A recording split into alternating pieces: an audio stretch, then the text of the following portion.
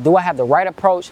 Do I have the project mindset? And the final thing, but very important, is am I ready to just talk about it? Am I ready to have a conversation about it? Don't run from those three things, those mindset shifts. It'll make communication with video creators much easier, and it'll make you much happier. Imagine if you had like the world at the disposal of your hands, like anything that you can do, anybody that you want to get in touch with. It's slightly a little bit more capable with the use of the internet. That's the world we live in, and I enjoy it.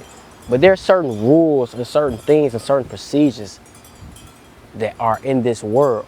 This free world has certain unspoken rules. And today I want to talk about just how to approach video creators through the internet. People that you don't actually know, how to get their attention, and how to make sure that your project goes from DM to delivery.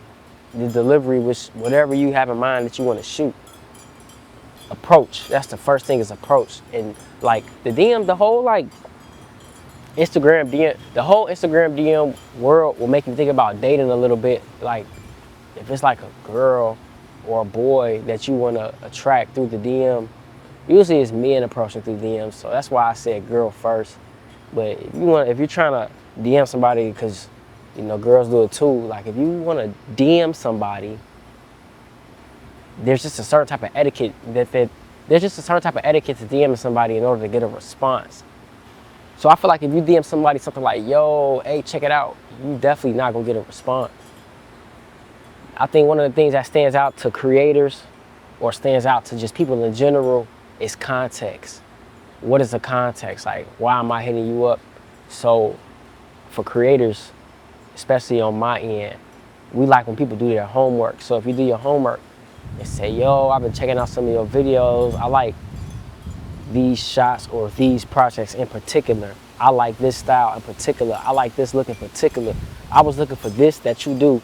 I want to do some videos. If you say how much you charge for a video, it's too much of a dead-end answer. Yo, how much you charge? It's like, how much I charge for what? It's so many things I could do. If you don't have an idea of what type of video content you want, you should at least have an idea of what type of presence online that you want. If you just want just a video, I think that's cool, but why do you want just a video? Have you gone through the things to feel like, okay, now it's video time? Or has anybody pushed you to be like, it's video time? Or in your emotions, it's just like, I want a video. Because now we're trying to figure out, like, what do we do with the project? That's when it comes to, because now you come in like, how much does it cost? I want a video. Okay, what kind of video do you want? I think context is important. My name is so-and-so.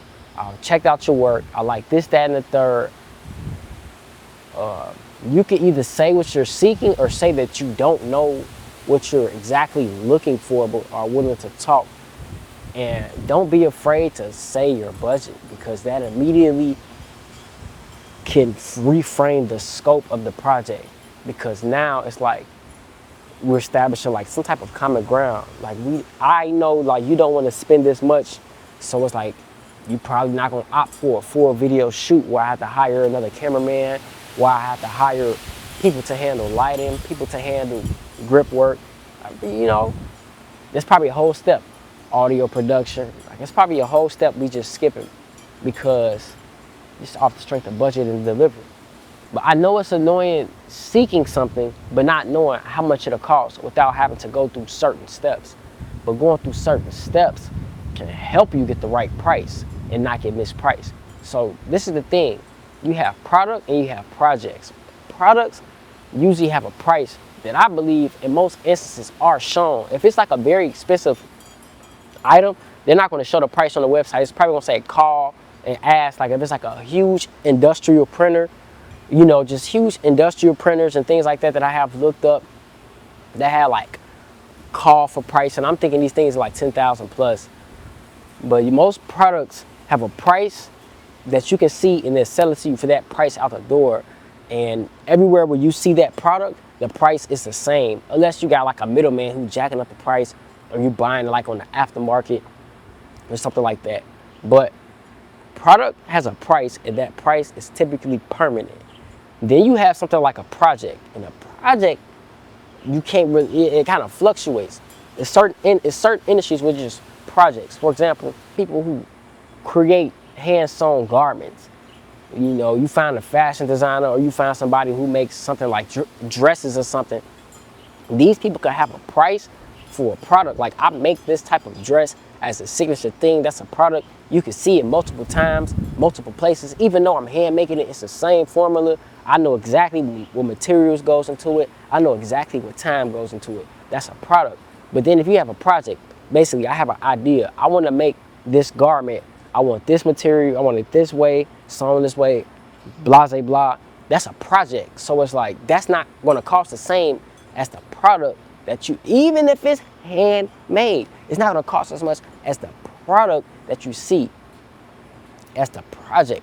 And in the video world, there are products, and I'm not even just speaking products like people selling digital products, LUTs, blah, blah, blah, things like that, presets, things like that. I'm not even speaking of that. A product like a one mic freestyle is a product. You know, if somebody charges $300 for that, they're going to charge $300 for it regardless. Like, unless some reason they change their price, but when they change their price, it's going to be the same.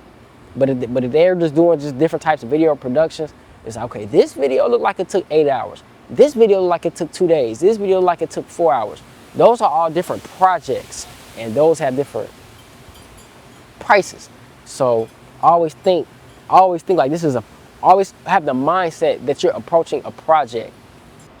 Making the wrong decision can cost you more money. Sometimes trying to do the wrong type of deliverable can cost you money that you didn't really need to spend, or sometimes trying to take the cheaper route can cost more money as well, because you're dealing with somebody who can do the job, but they're not a subject matter expert, so they don't know how to actually get the result that you want.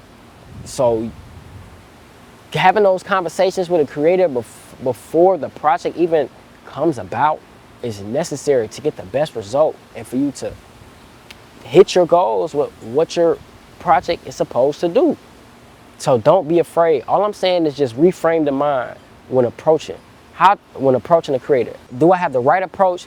Do I have the project mindset? And the final thing, but very important, is am I ready to just talk about it? Am I ready to have a conversation about it? Don't run from those 3 things, those mindset shifts.